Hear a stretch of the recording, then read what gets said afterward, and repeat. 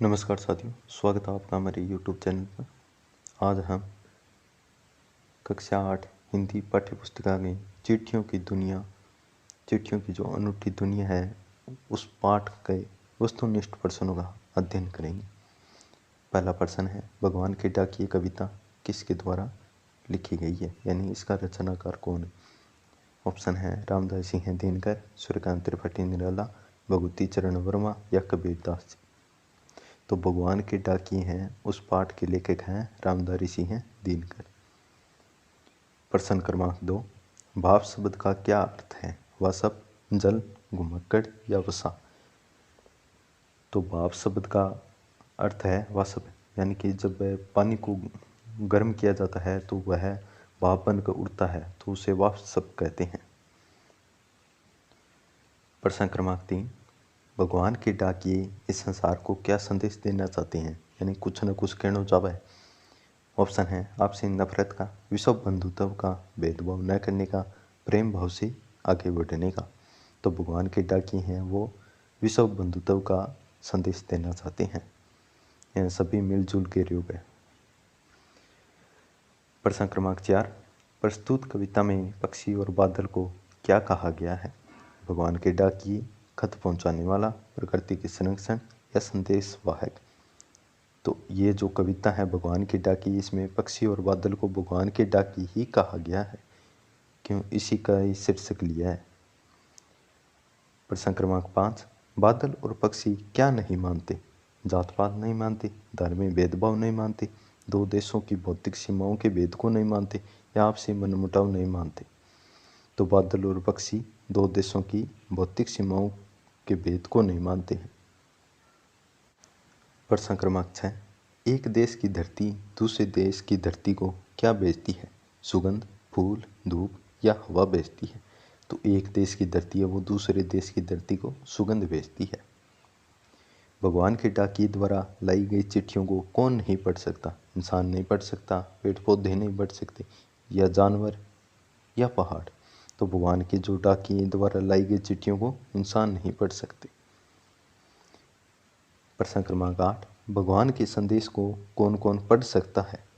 संसार में रहने वाले सभी लोग, सभी चतुर व्यक्ति, सभी जीव जंतु, पेड़ पौधे, सरोवर, सरिताएं, समुद्र व पर्वत यानी प्रकृति। तो भगवान के संदेश को पेड़ पौधे, सरोवर, सरिताएं, समुद्र और पर्वत यानी प्रकृति पढ़ सकती है, कोई भी मनुष्य नहीं पढ़ सकता। प्रश्न क्रमांक 9, पक्षी एक देश से दूसरे देश में सुगंध कैसे ले जाते हैं, यानी कि कुछ न कुछ तरीके से ले जाते हैं, अपने मुँह के द्वारा, पंखों के द्वारा, अपने पंजों में छुपाकर या अपनी चोंच से। तो पक्षी एक देश से दूसरे देश में सुगंध अपनी पंजों में छुपाकर ले जाते हैं। प्रश्न क्रमांक 8, एक महादेश से दूसरे महादेश कौन जाते हैं, यानी कि एक जो देश है वो दूसरे देश में कौन जाते हैं, वह पक्षी और बादल, नदियाँ या फूल। तो एक महादेश से दूसरे देश में पक्षी और बादल जाते हैं। इनके संदेश को कौन पढ़ सकते हैं, संसार में रहने वाले सभी लोग, सभी बुद्धिमान व्यक्ति, सभी जीव जंतु, पेड़ पौधे, सरोवर, सरिताएं, समुद्र, पर्वत यानी प्रकृति। तो जो भगवान के डाकिए हैं उनके संदेश को पेड़ पौधे यानी प्रकृति है वो पढ़ सकती है, जैसे सरोवर, सरिताएं, समुद्र, पर्वत। प्रश्न क्रमांक 12, भाव शब्द का क्या अर्थ है, ये पहले भी आ चुका है, वासप, जल, वसा या घुमक्कड़। तो भाव शब्द का अर्थ है वासप। बांझते शब्द का क्या अर्थ है, पढ़ना, सुनना, धोना या रोना। तो बांझते यानी पढ़ना, बांझते रहना, पढ़ते रहना। सौरभ शब्द का क्या अर्थ है, बदबू, खुशबू, सुरंग या दुर्गंध। तो सौरभ शब्द का अर्थ होगा खुशबू, यानी कि अच्छी खुशबू। बादल और पक्षी क्या नहीं मानते हैं, जात पात नहीं मानते, धार्मिक भेदभाव, दो देशों की भौतिक सीमाओं के भेद या आपसी मनमुटाव को। तो बादल और पक्षी दो देशों की भौतिक सीमाओं को नहीं मानते हैं, यानी वो एक देश से दूसरे देश में आ जा सकते हैं।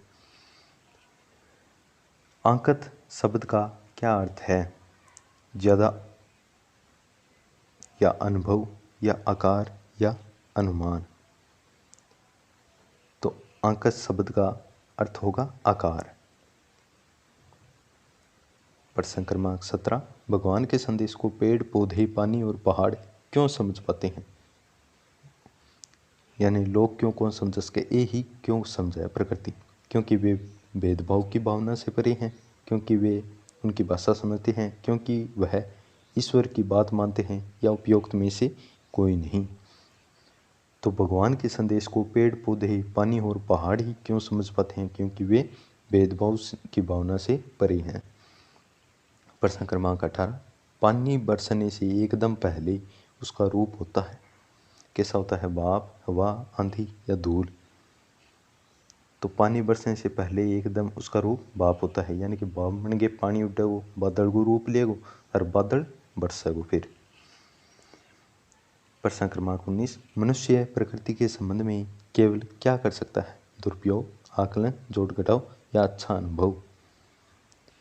तो मनुष्य प्रकृति के संबंध में केवल आकलन कर सकता है। आज के लिए धन्यवाद।